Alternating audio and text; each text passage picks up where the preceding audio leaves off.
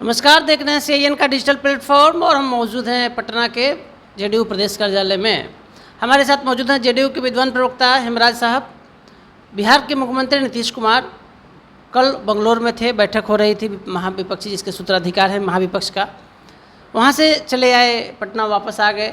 उसके बाद एक चर्चा निकल पड़ा, बीजेपी के प्रवक्ता भी बोलने लगे कि नीतीश कुमार नाराज़ है, नीतीश कुमार नाराज़ है। आखिर राज क्या है हेमराज जी? देखिए, कहीं कोई बात नहीं है। विपक्षी एकता की मुहिम बहुत मजबूती के साथ आगे बढ़ रहा है और नीतीश कुमार जी इसके लिए जो है ये हम कह सकते हैं कि इस मुहिम के सूत्रधार हैं।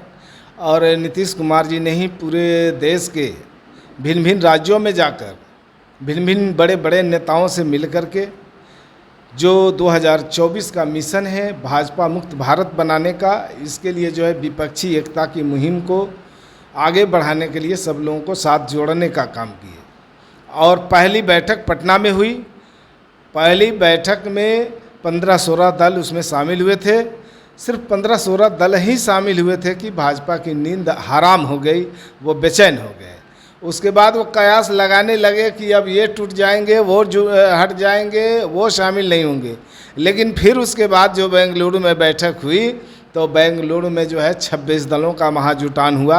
और महाजुटान के बाद तो इस तरह से भाजपा के लोगों में तो ये समझिए कि एक तरह से मातम छाने लगा और वो बेचैन होकर के इधर उधर अनाप शनाप बयान भी बकते जा रहे हैं। युवराज जी, आखिर नीतीश कुमार जब से बीजेपी से अलग हुए हैं राजनीति का केंद्र बिंदु बन गए हैं। ऐसा आखिर क्या है नीतीश कुमार में खास? आप नीतीश कुमार को बेहद करीब से जानते हैं और एक अच्छे कार्यकर्ता जेडीयू के आप माने जाते हैं, क्या है? देखिए, नीतीश कुमार जी पूरे भारत में एक ऐसा चेहरा है जिस पर कोई दाग नहीं है। एक ऐसा शख्स है जो अपने दिल दिमाग से बिहार की तस्वीर और तकदीर को बदल कर पूरे देश को बता दिया है कि एक पिछड़े से पिछड़े राज्य को भी कैसे विकास के पथ पर लाया जा सकता है। कम संसाधन में राज्य का विकास अच्छा से अच्छा कैसे किया जाता है, कोई नीतीश कुमार जी से सीखे। और नीतीश कुमार जी ने बिहार के धरातल पर कई ऐसी योजनाओं को मूर्त रूप देकर धरातल पर लागू किया और उसका बहुत बड़ा बदलाव दिखा बिहार के अंदर, जिसका अनुकरण भारत के कई अन्य राज्यों से लोग आकर के बिहार में किया था। उसका आकलन किया और अपने राज्यों में उसको लागू करने के लिए यहाँ से सीख लेकर गए।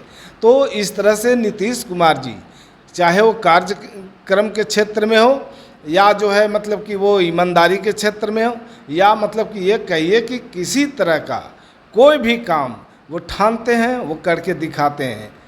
लेकिन एक बात देखने में आ रहा है कि विपक्ष की बैठक के बाद, बंगलोर की बैठक के बाद सीताराम येचुरी ने ममता बनर्जी पे काउंटर कर दिया। तो आखिर हो क्या रहा है? कैसे फिर बीजेपी को आप परास्त कीजिएगा 24 में? देखिए, एक राज्य में निचले स्तर पर छोटे छोटे मामलों को लेकर के बातें उठती रहेगी और उठती रही है, लेकिन ये छोटे कारणों की वजह से एक बड़ा मिशन कमज़ोर पड़ जाएगा, ऐसी भी बात नहीं है।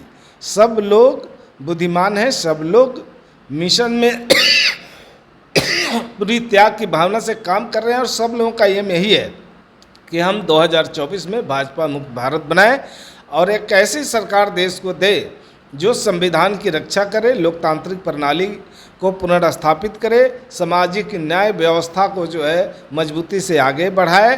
तो इस तरह से जो जन भावना है, जन भावना का आदर करते हुए सारे लोग एक ही मकसद में लगे हुए हैं कि कैसे भाजपा को 2024 में गद्दी से उतारा जाए और इसको लेकर के वो मजबूती के साथ काम कर रहे हैं और छोटे मोटे कारणों में उलझने वाले नहीं है। छोटे मोटे कारणों का हल बहुत ही आसानी से कर लिया जाएगा।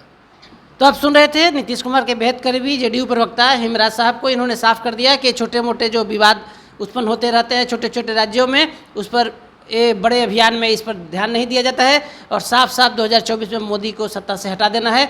और इंडिया नाम से भी नीतीश कुमार संतुष्ट हैं। हमारे सहयोगी शन्नी के साथ कौशलेंद्र, पटना से। Right message, right communication. Country Inside News.